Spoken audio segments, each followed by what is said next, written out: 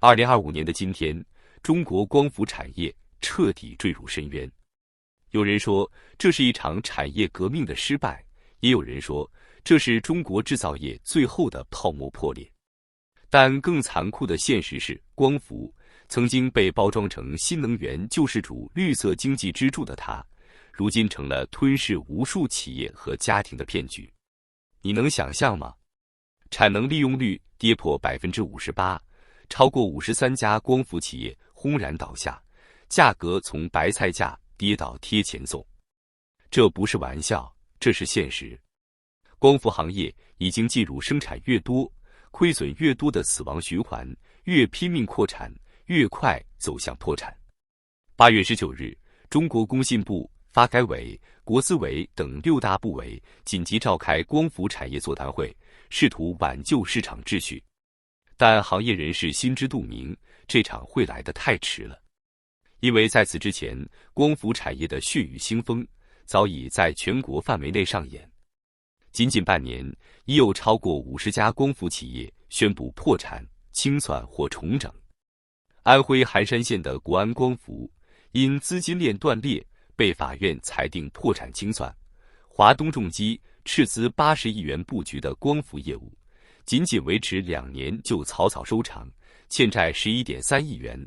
佛山的惊天新能源，负债总额1780万元，净资产负1700万元，被法院裁定破产。山东东营光伏太阳能有限公司及旗下9家子公司集体倒下，连带拖垮了地方国资。更令人唏嘘的是，曾经高喊新能源梦的星号 ST 绿康，直接以0元把旗下3家光伏子公司甩卖，算是逃出升天。振华重工、棒捷股份、黄氏集团这些跨界者曾幻想通过光伏翻身，结果却沦为笑柄。所比光伏网的统计更冷酷，截至6月25日，全国已有超50家光伏企业正式进入破产清算程序，另有11家企业营业执照被吊销或注销。一大批曾经被吹上天的光伏企业正以最惨烈的方式加速出清。为什么会如此惨烈？因为中国光伏行业已经陷入了彻底的价格屠杀。数据显示，多晶硅价格从300元每公斤暴跌到50元每公斤，组件价格从 1.5 元 W 腰斩到 0.7 元 W， 甚至出现了低于成本价甩卖的荒诞场景。这意味着什么？意味着企业不是在卖产品，而是在卖命。生产的越多，亏得越快。那些曾经指望薄利多销的企业，如今发现自己根本没有退路，停产就等死，开工就自杀。2025年上半年，全国光伏组件的平均产能利用率跌破 58%， 部分头部企业甚至不足 50%。这不是冰点，这是死线。在这样的残酷内卷下，不仅是中小企业被灭杀，连行业巨头也陷入泥潭。通威股份单季巨亏 26.1 亿元， TCL 中环、隆基绿能亏损近20亿元，金科能源巨亏超10亿元。要知道，这些名字在过去可是光伏行业的神话，如今却成了血亏的代名词。资本市场从来不会撒谎。2024年至今，已有 ST 阳光、ST 毅力、ST 爱康、ST 航高、ST 蓄电等5家光伏公司被摘牌退市，另有至少7家被实施退市风险警示。一夜之间，曾经的新能源宠儿成了股市的弃儿。那些追捧光伏概念的投资者被无情收割。有人在古巴里控诉，当初听了专家的分析，买光伏就是买未来，如今未来没了，钱也没了。更扎心的是，华夏能源网统计，自2022年以来，至少108家上市公司跨界光伏，结果到了2025年，已有超过20家企业宣告失败，项目烂尾，资产甩卖。这是一场全民性的大骗局，谁进去谁受伤。最让人绝望的是，这场灾难几乎是必然。独立智库气候能源金融机构分析师董旭阳直言，中国在2024年投产的硅片、电池和组件产能，足以满足全球到2032年的需求。换句话说，中国人用1年时间干出了未来9年的活，结果就是全行业被产能过剩的洪水吞没。1000吉瓦的产能，对应的全球市场需求却只有400吉瓦，3倍的产能差，意味着中国光伏企业注定要陷入你死我活的搏杀。而更讽刺的是，这并不是市场自然调节的结果，而是政策导向的畸形产物。地方政府争相上马光伏项目，把它当成新的 GDP 提款机，企业则在补贴与概念的驱动下不断扩产。所有人都在赌光伏是未来，可没人问一句：未来真的需要这么多吗？回头看过去10年的宣传，光伏被描绘成中国能源转型的救世主，它被包装成绿色经济的代表，甚至一度被纳入碳中和战略的核心。多少年轻人辞职跳槽，多少企业豪掷数十亿转型光伏，多少投资者把全部积蓄砸进去。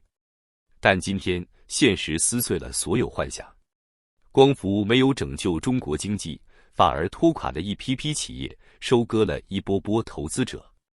这一切不像是产业升级，更像是一场精心包装的骗局。有人赚走了补贴，有人收割了资本，而最终埋单的却是千万企业和普通老百姓。为什么中国光伏会走到今天这一步？为什么这个曾经被吹成国运工程的产业，会在短短几年内轰然崩塌？原因其实并不复杂，却触目惊心。2024年，中国光伏设备各环节产能总量高达1000吉瓦，而全球市场实际需求却只有400吉瓦。这个数字意味着什么？意味着中国人提前造出了未来9年的全球光伏设备，产能是硬生生堆出来的。地方政府为了 GDP 疯狂审批项目，企业为了补贴和资本市场的追捧拼命扩产，结果就是在同一条街区里，可能有5家光伏厂生产着几乎一模一样的产品，产能像洪水一样涌出来。业内人士无奈地说，结果很快显现，2025年上半年，中国光伏产能利用率跌破 58%， 很多企业的实际开工率连 50% 都不到。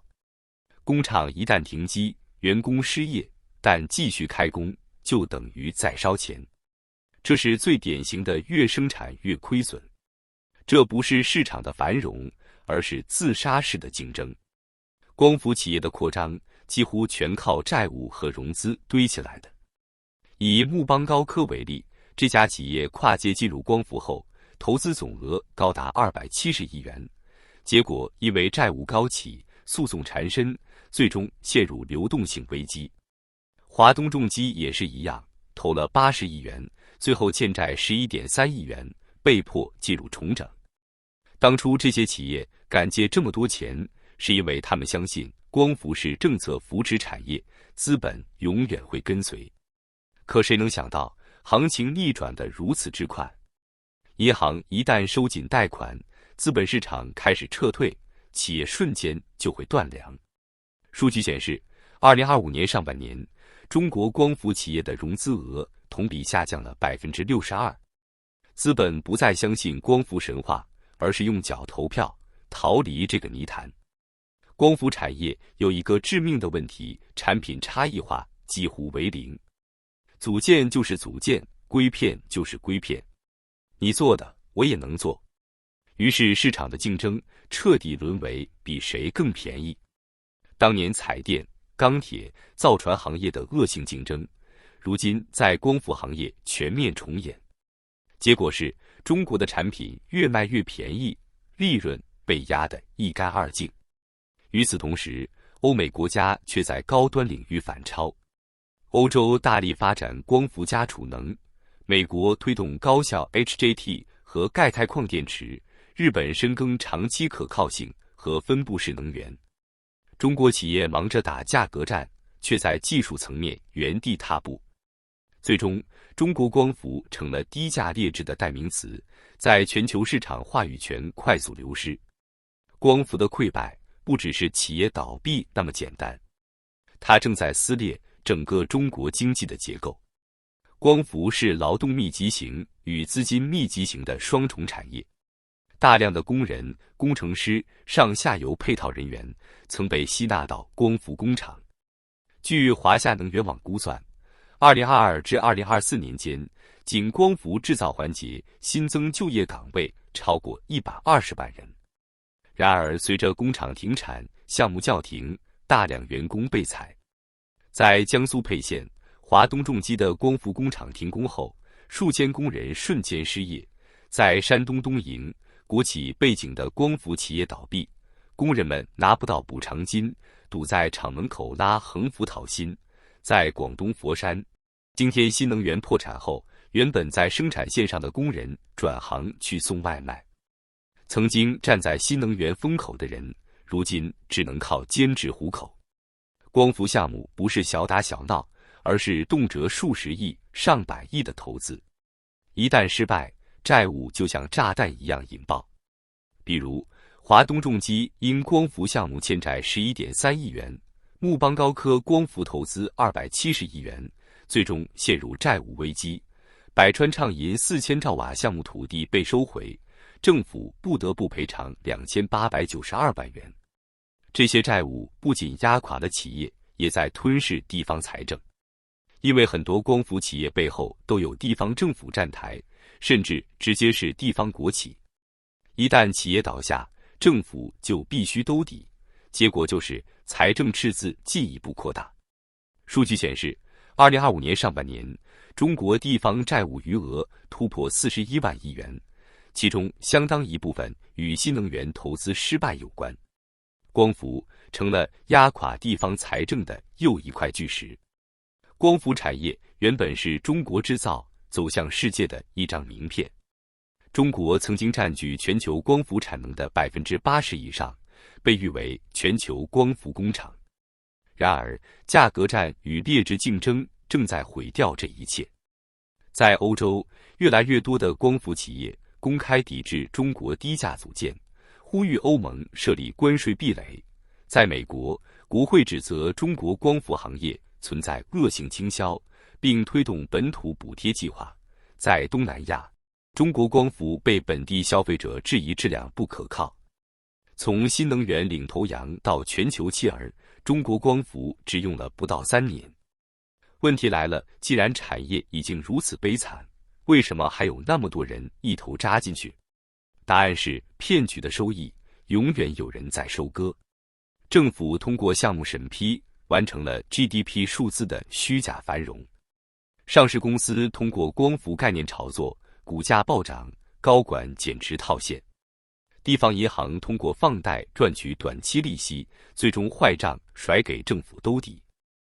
而最后被留下来埋单的，永远是普通人，是那些投资了光伏概念股的股民，是那些被裁掉的工人，是那些背上沉重债务的家庭。